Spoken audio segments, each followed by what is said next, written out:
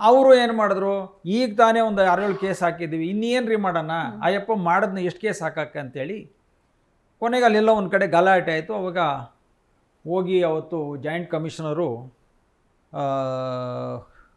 ವೇಣುಗೋಪಾಲ್ ಅಂತ ಇದ್ದರು, ಅವ್ರ ಹತ್ರ ಹೋಗಿ ಸಾರ್ ಈ ಕೇಸಲ್ಲಿ ಇವ್ರನ್ನ ಸೇರಿಸಿ ಅಂತ ಹೇಳಿ ಅವ್ರನ್ನ ಹೋಗಿ ಮನವಿ ಮಾಡಿದ್ದಾರೆ.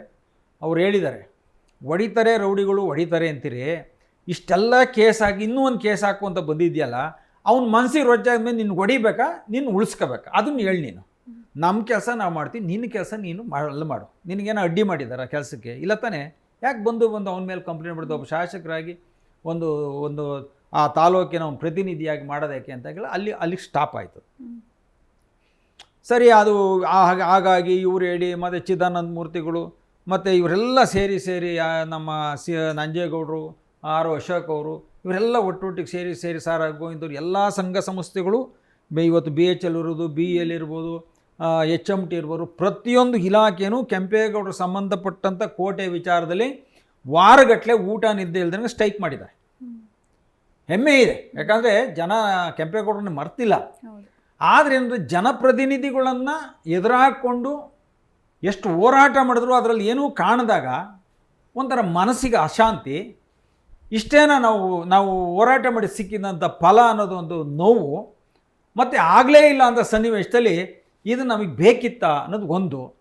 ಎರಡನೇದೇನಾಗಿದೆ, ರಾಜಕಾರಣಿಗಳು ಹೇಳಿದ್ರೆ ಅಧಿಕಾರಿಗಳು ಚಾಚೂ ತಪ್ಪದೆ ಅವ್ರು ಹೇಳಿದ ಕೆಲಸವನ್ನು ಮಾಡ್ತಾರೆ. ಅನ್ಯಾಯ ಏನೋ ಪಾಪನೋ ಪುಣ್ಯ ಏನೂ ಕೇಳಲ್ಲ, ಅವ್ರು ಹೇಳಿದ್ದನ್ನು ಮಾಡ್ತಾರೆ. ಅವರು ಮಾಡಬೇಡ ಅಂದರೆ ನೀನು ಎಲ್ಲ ದಾಖಲೆ ತೊಗೊಂಡು ಹಿಂಗೆ ತೋರಿಸ್ಬಿಟ್ಟು ಕನ್ನಡಿಲಿ ತೋರಿಸಿದ್ರು, ಇಲ್ಲ ಇವತ್ತು ಬೆಳಕು ಕಾಣ್ತಾ ಇಲ್ಲ, ಇಲ್ಲ ಇದಕ್ಕೆ ಇನ್ನೊಂದು ಕಲರ್ ಕೊಟ್ಟಿಲ್ಲ, ಇಲ್ಲ ಇದು ಬ್ಲೂ ಕಾಣ್ತದೆ, ಇದು ವೈಟ್ ಕಾಣ್ತದೆ ಅಂತ ಅದನ್ನೇ ತಪ್ಪಿಡಿದು ಅಲಿಸ್ತಾರೆ ಹೊರತು ಆ ಕೆಲಸವನ್ನು ಮಾಡುವಂಥ ಸನ್ನಿವೇಶ ಇವತ್ತು ಅಧಿಕಾರಿಗಳಲ್ಲಿ ಕಾಣ್ತಾ ಇಲ್ಲ. ಅದು ನಾನು ಕಾಣ್ತಾರೋ ಸತ್ಯ. ಇವತ್ತು ಮಾಗಡಿಯಲ್ಲಿ ನೋಡ್ತಾ ಇದ್ದೀವಿ, ಅದರ ವಿಚಾರಗಳು ಮಾತಾಡೋಣ. ಹೀಗಾಗಿ ಕೊನೆಗೆ ಶ್ರೀ ಬಾಲಗಂಗಾಧರ ಮಹಾಸ್ವಾಮಿಗಳ ಸನ್ನಿಧಿಗೆ ಹೋಗ್ತೀವಿ ಕೇಸ್, ಕೋಟೆ ಕಂದಕದ ವಿಚಾರ. ಆಗ ಸ್ವಾಮೀಜಿಯವರು ಕರೆಸಿದ್ರು, ನನ್ನೂ ಕರೆಸಿದ್ರು, ಚಿದಾನಂದ ಮೂರ್ತಿಗಳು ನನ್ನ ಕರ್ಕೊಂಡೋದ್ರು. ಯಾಕೆಂದರೆ ನಾನು ಹೋದರೆ ಅವತ್ತು ಯಾರು ನನ್ನ ನಂಬುವಷ್ಟು ಸ್ಟೇಜಲ್ಲಿ ಜನ ಇರಲಿಲ್ಲ. ಅವನು ಒಳ್ಳೆ ಅಲ್ವಂತೆ, ಅವನು ಹೊಡೆದ್ಬಿಡ್ತಾನಂತೆ, ಜನ ಹಂಗಂತೆ ಹಿಂಗಂತೆ ಅಂತ ನಮ್ಮನೆ ಗೂಬೆ ಮಾಡಿ ಒಂದು ಪಟ್ಟ ಕೊಟ್ಬಿಟ್ಟು ನಾವೇನೇ ಕೇಳಿದ್ರೆ ಅಯ್ಯೋ ಅವರಪ್ಪ ಅನ್ನೋ ಮಟ್ಟಕ್ಕೆ ತಂದು ಇಟ್ಟಿದ್ರು. ಆಗ ಚಿದಾನಂದ ಮೂರ್ತಿಗಳು ಕರ್ಕೊಂಡೋದಾಗ ನೀವು ಬಂದಿರಲ್ರಿ ಅಂದಾಗ, ಇಲ್ಲ ರೀ ಸರಿ ಇದೆ, ನೀವು ಬೇರೆ ವಿಷಯ ಯಾಕೆ ಮಾತಾಡ್ತೀರಿ ಅಂತ ಸ್ವಾಮಿಗಳಿಗೂ ಕೇಳಿದ್ರು. ಸ್ವಾಮಿಗಳೇ ಇದು ಮಾತಾಡಬಾರ್ದು, ಇದಕ್ಕೂ ಸಂಬಂಧ ಇದೆ, ಇಲ್ಲ ನೀವು ಇದು ಮಾಡಿ, ನಿಮ್ಮ ಸಂಬಂಧಪಟ್ಟಿದ್ದು ಗೌಡ್ರ ಕುಲಕ್ಕೆ ಸೇರಿದ್ದು ನೀವು ಮಾಡಬೇಕು. ಆಗ ನನ್ನೂ ಕರೆಸರು, ಅವರು ಬಂದರು, ಆಮೇಲೆ ಕಾಮತ್ ಅವ್ರು ಬಂದರು, ಆಮೇಲೆ ಪ್ರಮಿಳಾ ನೇಸವ್ರಿಗೆ ಬಂದರು, ಮತ್ತು ಕೆ ಎಚ್ ನಂಜೇಗೌಡರು ಬಂದರು. ಎಲ್ಲರೂ ಒಗ್ಗಟ್ಟು ಬಂದಾಗ ಸ್ವಾಮೀಜಿಗಳಿಗೆ ಏನಾಯಿತು, ಹೌದಲ್ವಾ ಇದು ಉಳಿಸ್ಕೋಬೇಕು ಅಂತ ಅವರು ಮನಸ್ಸಿಗೂ ಬಂತು. ಒಂದು ಕೆಲಸ ಮಾಡಿ, ಈಗ ಆಗಿದೆ, ಮುಂದಿನ ವಿಷಯಕ್ಕೆ ನೀನು ಸ್ಟ್ರೈಕ್ ಮಾಡಿ ಜನ ಕಟ್ಟಬಾರ್ದು, ಅವನಿಗೂ ಹೇಳ್ತೀನಿ ಅಂದ್ಬಿಟ್ಟು ಏನು ಮಾಡೋದು, ನಮ್ಮದೊಂದು ಪೇಪರ್ ತರಿಸಿ ಸಹಿ ಮಾಡಿಸಿ ಈ ಕೋಟೆ ಹೆಂಗಿದೆ ಯಥಾಸ್ಥಿತಿ ಇರಬೇಕು, ಇನ್ಯಾವುದೇ ಮುಚ್ಚೋದಾಗಲಿ ರಸ್ತೆ ಆಗಲಿ ಮಾಡಬಾರ್ದು ಅಂದರು. ನಾನು ಸೈನ್ ಹಾಕಿ ಬಂದ ನಂತರ ಒಂದು 15-20 ದಿವಸ ಆಯಿತು. ಅಷ್ಟರೊಳಗೆ SC ಬಾಲಕೃಷ್ಣ ಅವರನ್ನು ಮಠಕ್ಕೆ, ವಿಜಯನಗರದ ಮಠಕ್ಕೆ ಕರೆಸಿ ಅವ್ರಿಗೂ ಸಹ ಬುದ್ಧಿವಾದ ಹೇಳಿ ಅಲ್ಲಿ ಸಹಿಯನ್ನು ಪಡೆದ್ರು. ಮಹಾಸ್ವಾಮಿಗಳು ಸಹಿಯನ್ನು ಪಡೆದು ಅವ್ರಿಗೂ ಹೇಳಿದ್ದೀನಪ್ಪ ಸಹಿ ಪಡೆದು ನೀವು ಯಾರೂ ಹೋಗಬಾರ್ದು ಅಂತ ಹೇಳಿದ್ರು. ಅದಕ್ಕೆ ನಾವು ಸಾಷ್ಟಾಂಗ ನಮಸ್ಕಾರ ಮಾಡಿ ಅದಕ್ಕೆ ಭಕ್ತಿ ನಮಸ್ತೆ ಆಯಿತು ಅಂತ ಒಪ್ಕೊಂಡ್ವಿ.